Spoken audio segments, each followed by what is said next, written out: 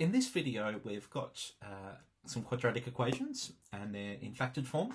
And so we've got something times something else equals 0. And we're going to use the Null Factor Law to actually solve these equations. Essentially, the Null Factor Law is when you've got something times something equals 0, one of them is 0 or both of them is 0. So let's just jump right in. Our first one is when we look at the examples. We've got x multiplied by x plus 2 equals 0. So either that means that x equals 0, or it means that x plus 2 is 0.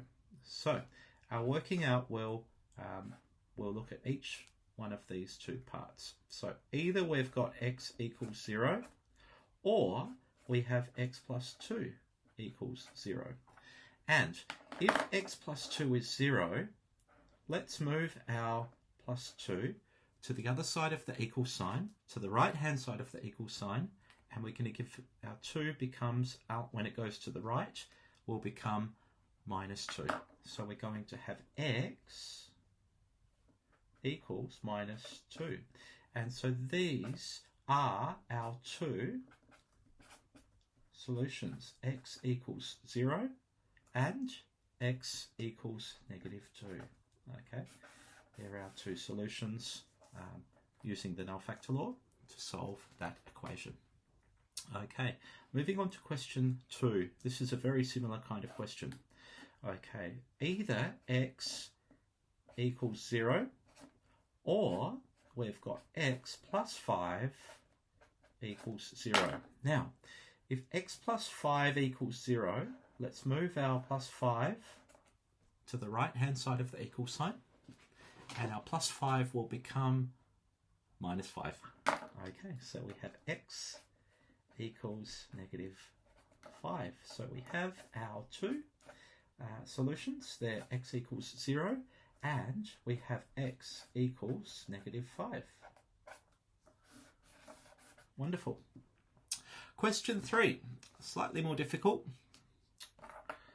Either x minus 1 is 0, and if that's the case, if x minus 1 is 0,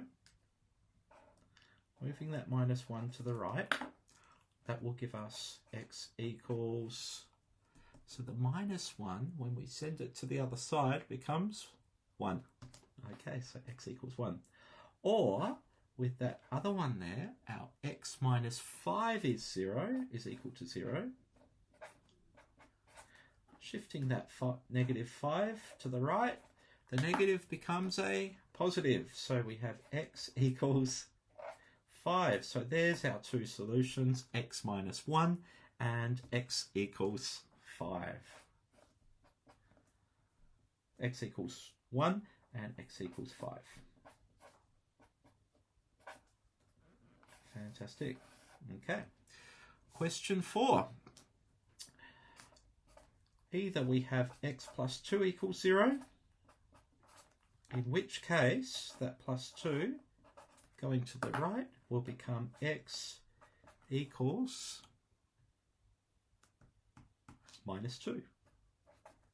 Or when we have on this side, we have x minus 3 equals 0, sending that minus 3 to the right, minus 3 will become, when it goes to the other side of the equal sign, will become plus 3. And so we have our two solutions here, x equals minus 2 and x equals 3.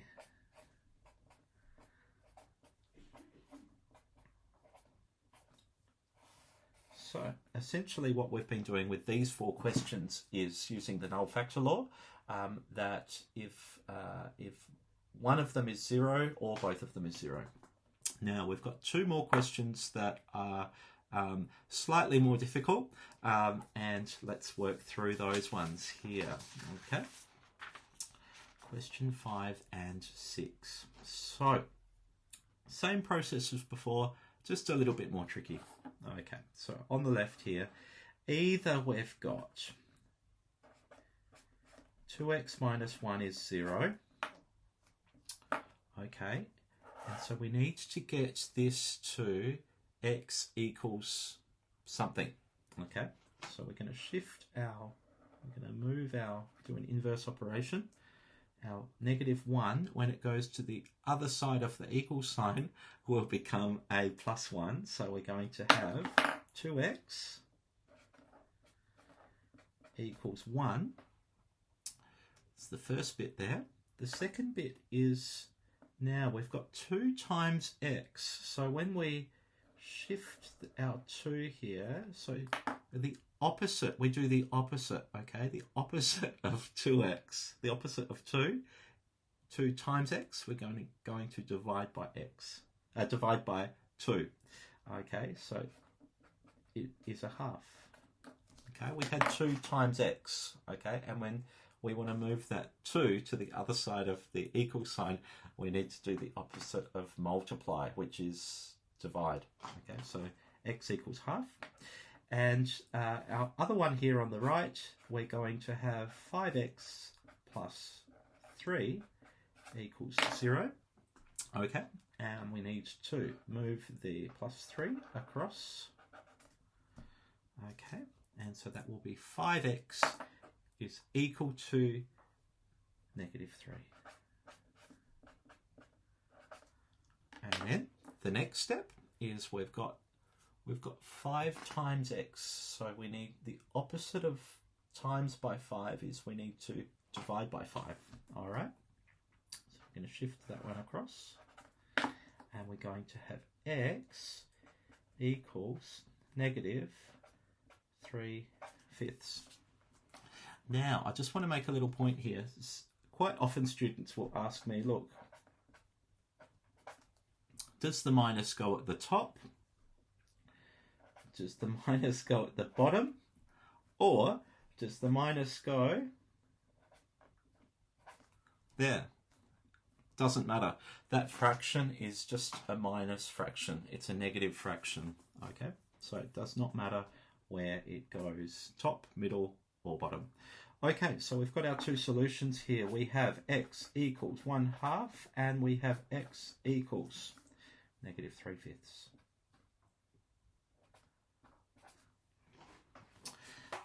Okay, and then finally, we've got, with our final question, we've got 3x minus 2 equals 0.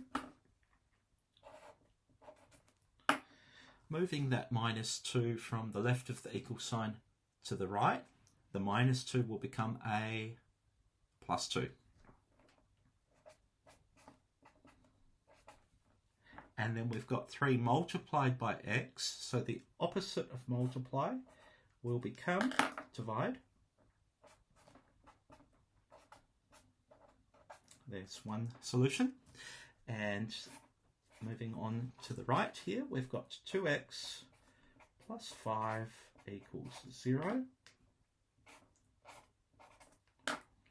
Sends us to 2x equals -5, and x will become -5/2, or -2.5.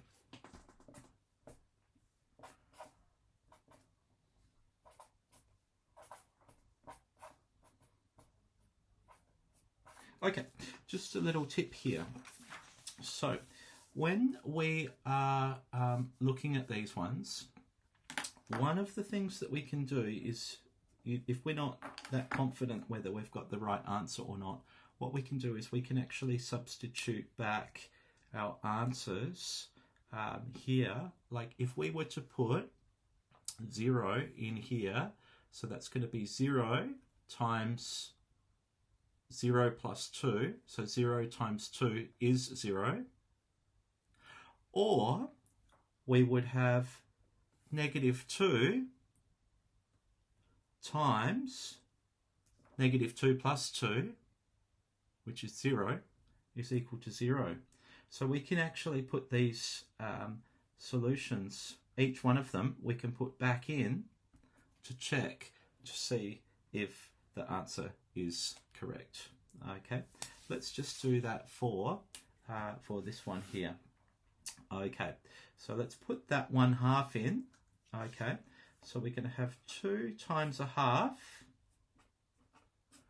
minus 1 multiplied by 5 times 1/2 plus 3 equals 0. Is that the case? What's this? 2 times 1/2? Well, that's 1.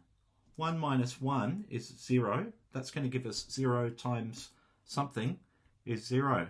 Of course it is. Okay.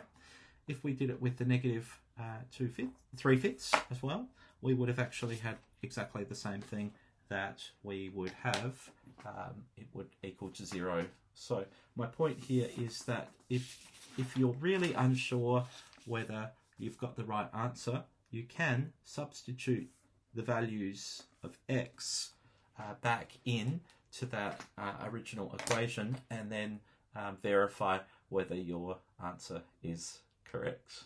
Okay, so in this video we have used the Null Factor Law to solve quadratic equations. Okay, thanks for watching.